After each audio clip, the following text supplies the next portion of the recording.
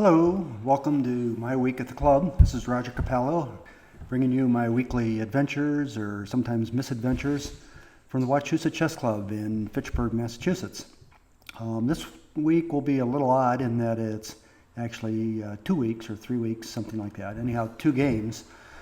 I played a game back in round 2 of the current tournament against Jim Hankard, and that was a couple of weeks ago. And immediately afterward, we went on vacation. I didn't have time to do a video, and we got back just before my next game, which was actually round 4 then, because I skipped round 3, against Meehan. And so I actually have 2 games to catch up on. What I'll do in the interest of time is just keep the coverage of the first game short, and the second game itself was somewhat short, so I think I can fit 2 of them into the space of 1. We'll give it a shot anyhow. So this is my game against Jim Hankard. I'm black, Jim is white, and this is about 23 moves into the game, and Jim had just played the queen up to b4, offering a queen trade. Now if you look at the position, black's been doing pretty well. I have this protected passed pawn on d5, which I'm very happy about, and he has this weakness here on c3, that isolated c-pawn, which is a target, and of course an isolated a-pawn over here as well. So a couple of targets to go after. So black is really doing quite well at this point, and I won't let too much of the cat out of the bag, yes, because most of you are from the club and know what the result was anyhow. This was a game which I was really winning at this point, and I ended up losing it. And I just wanted to analyze how I lost, how Jim was able to turn this game around and win it. And what happened at this point was that I decided to simplify. Now the computer suggests, and it really is the best move, that at this point I actually take the pawn on a2 because it's undefended, and it's just another clean pawn for me, gives me a passed a-pawn. I didn't do that because I was worried about the continuation of him playing the rook to a1, and after my queen moves, this pawn that's on a7, of course, is defenseless, and he'll be winning that and getting to my 7th rank. And I thought that was bad. I didn't look at it any further. It turns out, though, the computer suggests, and of course it's quite reasonable move, since the computer is always reasonable, that instead the queen, if he did play rook to a1, which isn't even his very best move, that the queen can just penetrate white's position and go to e2, where it's threatening various things. So for example, if this rook should be silly enough to go and take the pawn on a7, leaving its brother here undefended, then a simple queen check would win that rook on c1. All right, so Jim wouldn't do that, but another possibility that is maybe a little more reasonable would be to take the pawn with the knight. But even in that case, black is doing quite well because the rook could drop back, discovering an attack on the queen, right? And he has to do something about that. One possibility is to drop the queen back to b1, and then black rather can come out and check on c5 with the bishop, and the king goes maybe to the corner. Well, he has to go to the corner, and then black can play rook a8, and now black has, he's still just 1 pawn up, not 2 pawns up, but he's got a very active position here, and white is back, sort of on his back foot, and that's what I should be striving for. Instead of all this, okay, back in that original position, instead of taking the a-pawn, I went for a little petite combination here of taking the queen, and I was eager to get the queens off the board since I thought I was going to have a 2-pawn advantage here, because what happens after queen takes queen, if he takes with the rook, Well, he had the, okay. He has two choices. He could take with the pawn or take with the rook. But of course, that's really not much of a choice at all, because if he took with the pawn, the knight on b5 here is simply not defended, and this rook will take it. So that's really not in the cards. So instead, what he would do, in fact did do, in this case, was to take with the rook. After taking with the rook, though, now that rook is coming under a sort of a discovered attack from the bishop. And so the little combination is to play rook takes pawn. After the rook takes it back, then the bishop takes the rook. And black has netted another pawn. So at this point, black has a two-pawn advantage. There's one of them is a protected pass pawn. The other one is a potential pass pawn. So with a 2-to-1 majority here on the queen side. So this looks very good. At least in my head, it looked very good. And Stockfish agrees. It's about a 2.5 pawn advantage to black. But the problem is that in this variation, black is, even though he's ahead, he's playing a defensive game. And it's certainly a defendable position if you do it right, but you've got to be careful about how you manage such defenses.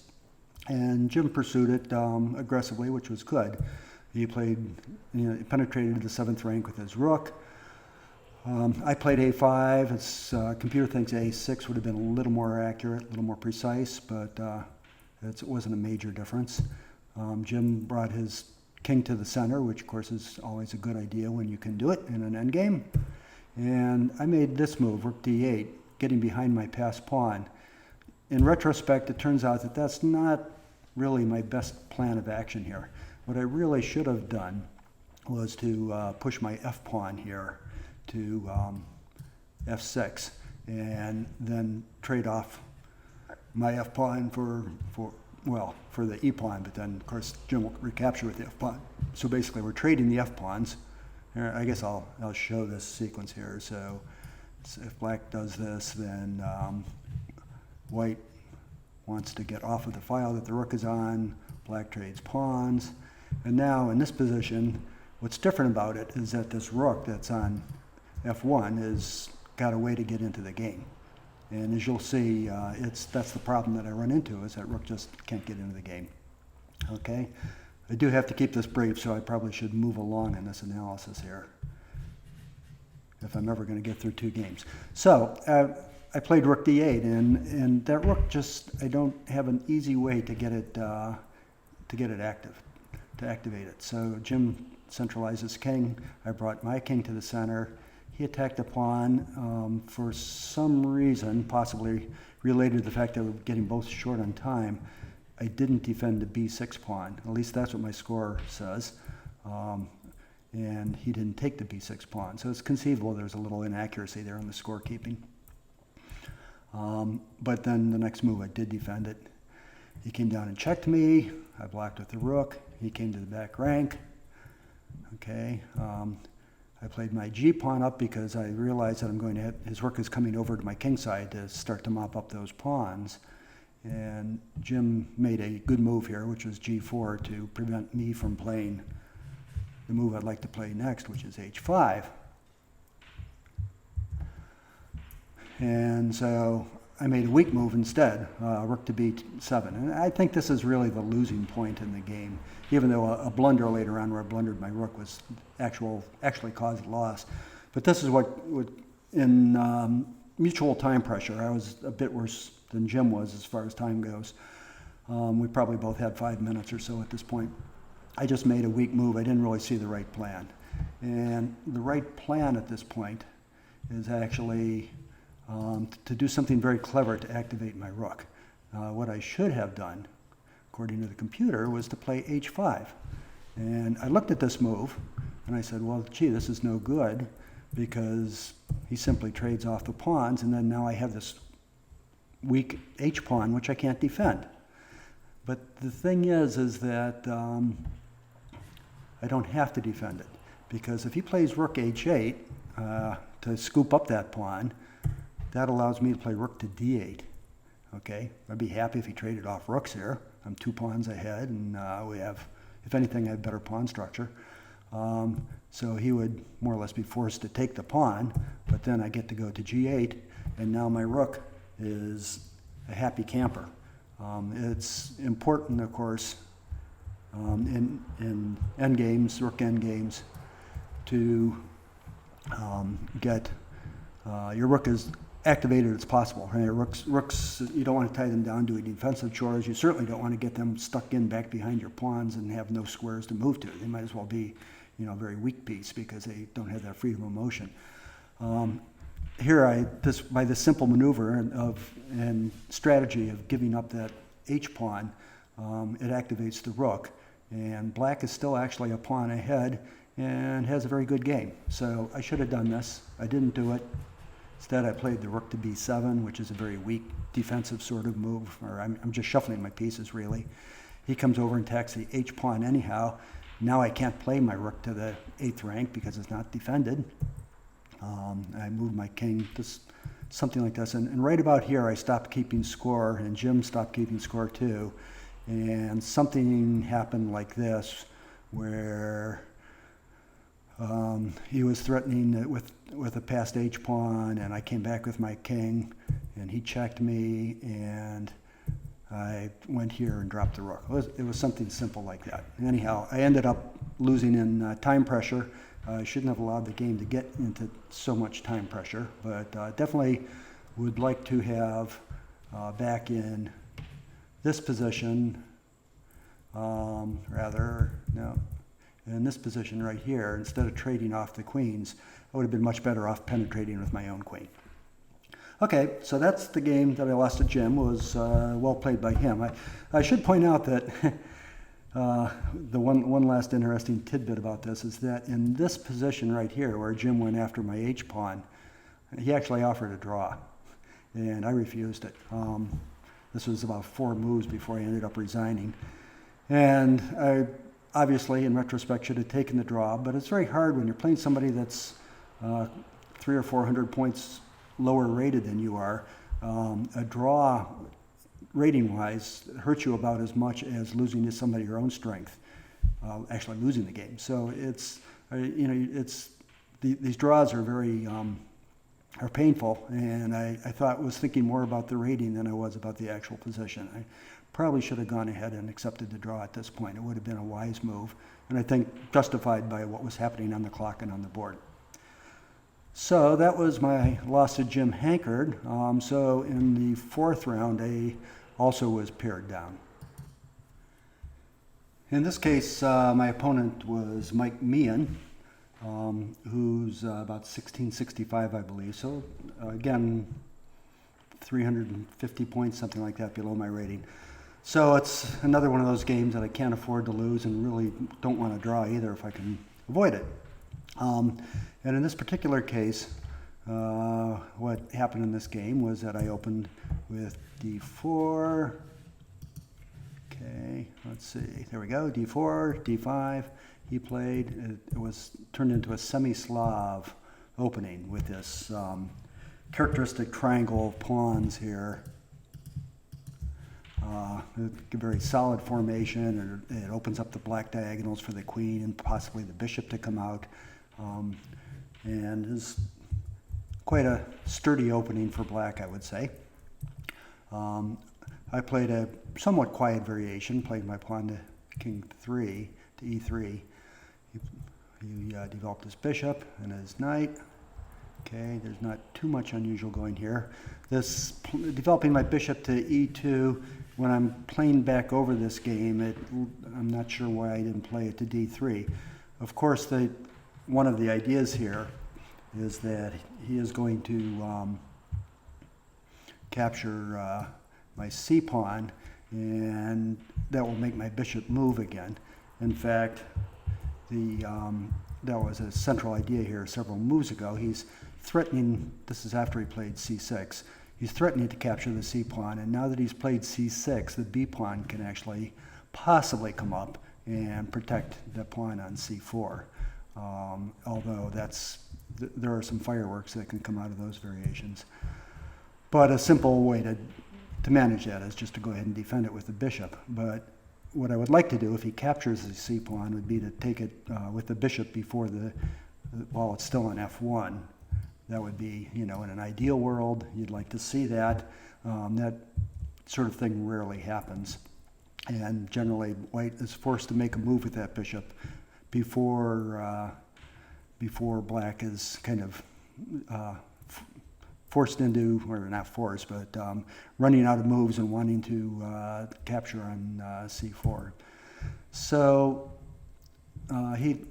moving along as I did before, he developed the bishop, the knight came out, he developed his knight through d7, and that kind of telegraphs the idea that he's going for a stonewall formation. And here's where I just gotten to. If I'd played the bishop to d3, then when he captures pawn takes pawn, it would be attacking my bishop. But since I have to take the pawn back anyway with the bishop, it really wouldn't matter. And at least on d3, if I had my bishop there, it would be on this diagonal pointing toward black's king side, where the king is likely to end up in a couple of moves. So I kind of like that move a little better now. But I played to e2. They're about equal in the database of openings as far as results. So Mike did go into a stonewall formation. I should point out for this whole game that Mike was just banging the moves out, a little bit unnerving. I was taking my time. I took, I don't know, about 40 minutes or so for the game, I guess, because it was just a short game. I didn't use a very large fraction of my 100 minutes, but I thought. And I think Mike used, let's say for his first 10 moves, he used less than 2 minutes, and he thought at a couple points, but I think he played the whole game in about 10 or 15 minutes, which was a little, psychologically it puts you on the defensive when somebody does that. I don't think it's a good strategy necessarily, but if you know what you're doing, then sure, why not? So after he played his pawn out, I castled. The knight went to its natural developing square behind the pawn in this kind of formation because it's going to support action on the king side. It's looking at, of course, these two squares, and especially e4. And you can see that there's going to be a lot of pressure applied to my king side at some point, or likely to be.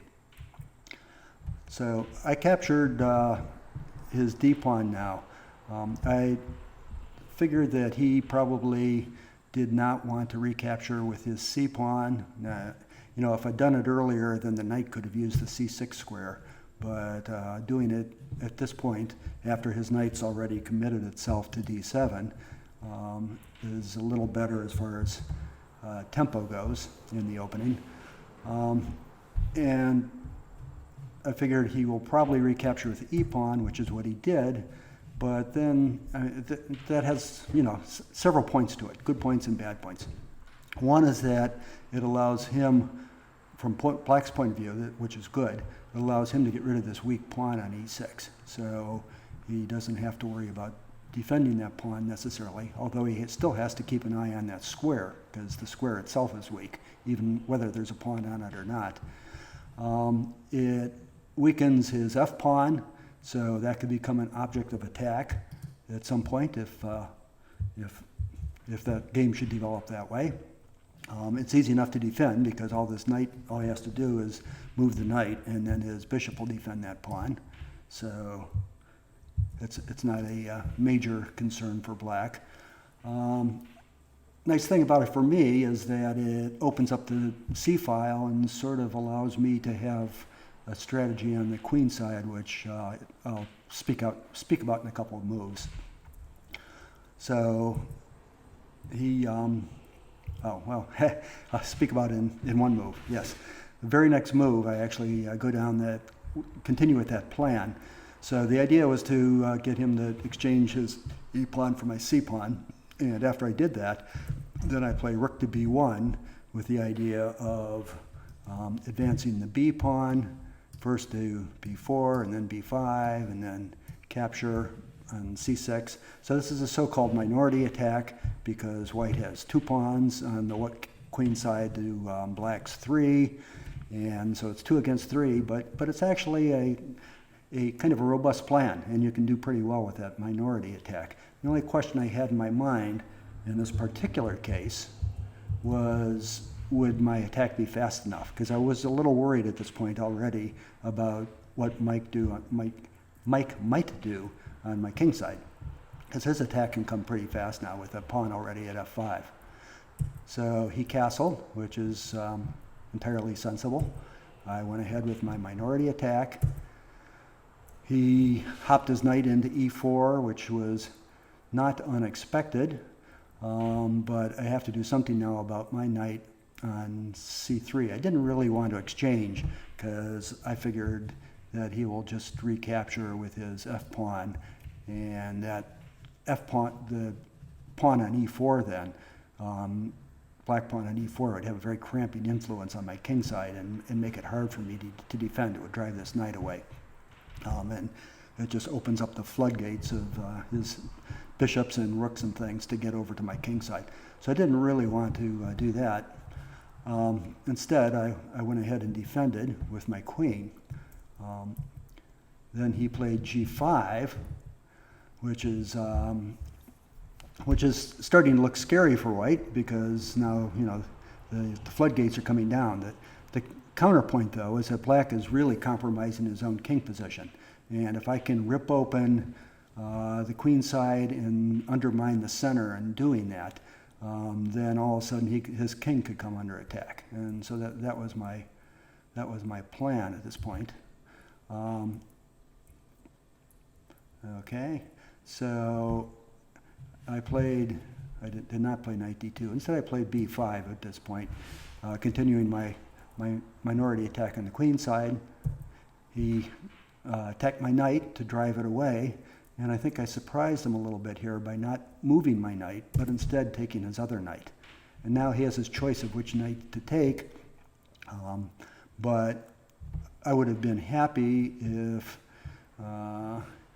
he had taken my knight that's on c3, or on f3 rather, because I would have continued with knight takes bishop on d6. That bishop was loose, was undefended on d6, and he would, at this point, probably, well, he has a couple of choices, but say he continued pawn takes bishop, it looks like that is a reasonable thing to do. I could simply recapture with the queen, and now I can go ahead and, you know, if he moves his knight to attack my knight, I could just trade it off for his bishop, for example, or defend it with my own bishop. You know, various ways that the game could go. But this is actually a pretty nice position for white. The pieces are equal. The pawns, however, black has 6 pawns and white has 7. So, and I still have this pressure on the queen side. And I think his king side attack now has been weakened. So I would have been happy to see this. So instead, after I played knight takes e4, what Mike did was to take f takes e4. Okay, and now it's doing the same thing I talked about before, driving my knight away and getting the cramping pawn on e4, but with a bit of a difference in this case, in that I can play my knight to e5, and that ends up neutralizing a couple of his pieces, the knight and potentially the bishop, depending on how he plays it here. This pawn over on g4 is under attack at the moment, so what he did was to go ahead and trade off knights and recapture with the bishop. So now he's won that pawn, but I can win his c pawn in return, and he's I'm trading off his attacking pieces, and yet his pawn structure problems are still there, as well as his weakness to his king. So, you know, if I can nullify the attack, then I'll be able to have a counterattack against his king at this point. What I did was actually to play bishop b2. And when I played this move, I was sort of cocky at this point. I felt that all my problems were solved. And the reason I felt that way is because he could certainly trade off bishops at this point, but if he trades off bishops, then I really feel like his attack on kingside, just doesn't have the firepower anymore. And now all of a sudden, I'm going to be able to take advantage of this weakened queenside and king position.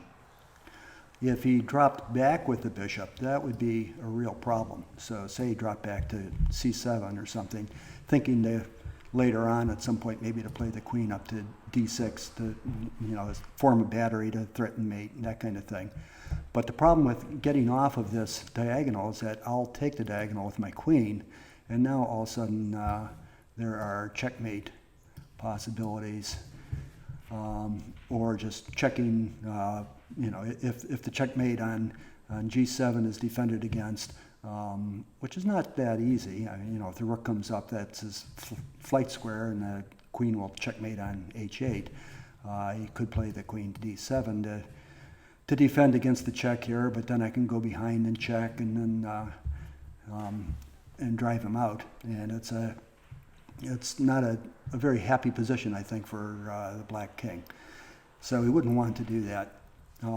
So instead, after I played the bishop to b2, he actually surprised me and sacked his bishop on h2. And I thought this was not sound. And it isn't sound, at least according to Stockfish, after the fact. But I went through a couple of vacillations here and thinking it's sound or unsound. So the idea here is he takes that pawn, I recapture it with my king, and he comes out with a queen check. And this all happened in the game, and I have to play the king back to g1. And what I had thought would happen when I was looking at this line was that his idea was to play rook to f5. And after the game, Mike said, yeah, that was his idea. And, with the idea of continuing on one more move, rook to h5, and now the move after he's threatening queen down h1 checkmate. And that's a very hard plan to counter, except for the fact that I would have queen to c3. And now all of a sudden he's the one who's trying to keep from getting checkmated. And he sacrificed a bishop.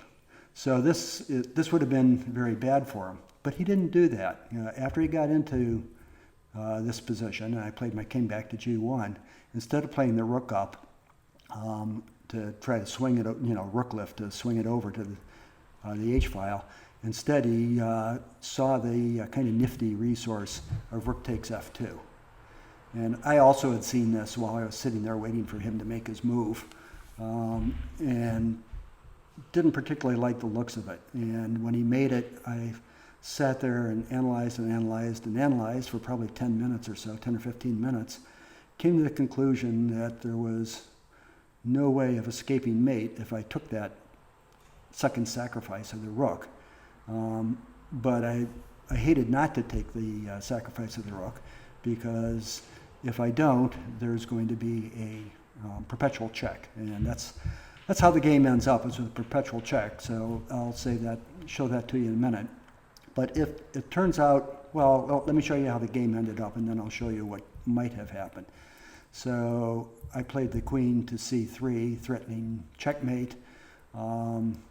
He sacks the rook on g2. This is a sack that it wouldn't be legal for me to turn down.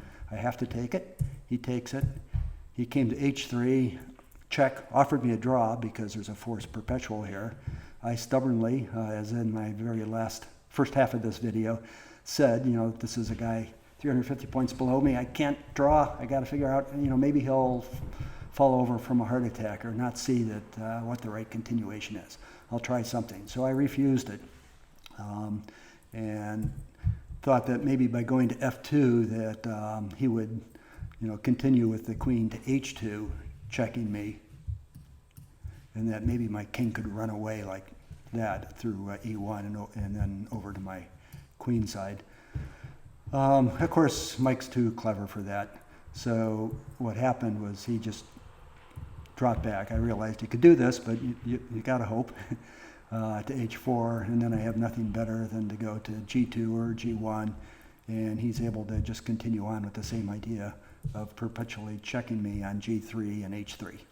So after I played king to h1, I offered to draw it back to him because I realized it was just going to be we're going to repeat the position in a couple more moves. Okay, so that's how the game actually ended up. Good credit to Mike. He sacked a rook and a bishop, made some nice moves there, getting the draw, and it was a well-deserved draw. What I could have done that I missed was in this position after Mike sacked the rook on f2, I could have taken it with my rook, and actually it's not a forced checkmate. I just didn't see it. And what happens is the pawn advances, which is what I expected. And at this point, I looked at several different moves, but I didn't look at the correct move. So, I looked at such things as counter-sacking my rook I'll go ahead and make the move here, on f8. And after his king takes, getting my queen to check. But the problem is he could just go to a square where I don't have a good follow-up move. So, king to e8, for example. Let me just analyze this a second to see if I'm really seeing this right. Yeah, it's definitely a win for black. I'm seeing I could also sacrifice my bishop, but now I've sacrificed enough material that I'm giving the advantage back to him. The other thing I looked at, other than sacking the rook down there, was the possibility of, what did I look at? Let's look at this very briefly. Running with the king, that doesn't work because there's an immediate checkmate, of course. So that's not a nice move. Another idea is to play the queen somewhere, such as f5, or c5 rather, to threaten mate. But that's just a non-starter because he has mate in 2. He just comes down check, drives my king away from h1, and then checkmates me. So that's what I thought would happen, all those various possibilities. What I missed, though, back in this position, is that I could have just dropped my bishop back to d1 if we reach this. And now, if his queen comes in and checks to drive me away, if he checks me again, I've made an escape square on e2, and my king can run free. And although it's true, at some point in this line, he has a choice of when, he can play pawn takes rook. I mean, he could do it now, or he could have done it back when it was a check, for example. He could do it here, and I have to play king over. Oh, sorry about that. Little pop-up messages.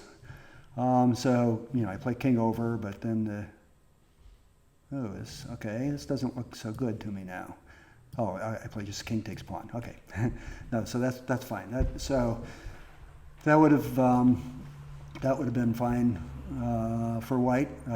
We've traded off a pair of rooks basically, but he still has that bishop that he sacrificed. So in situations like that where the opponent sacrifices a lot of material, then it becomes harder to see all of your potential drawing or winning resources because they can involve counter-sacrifices of your own.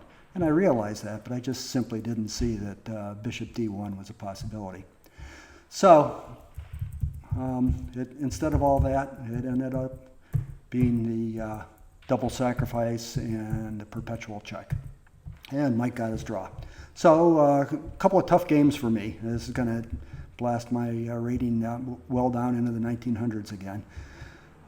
But I'll come back and work at my game and try to win some more in my next time out there. So until next week, this is Roger Capello signing off.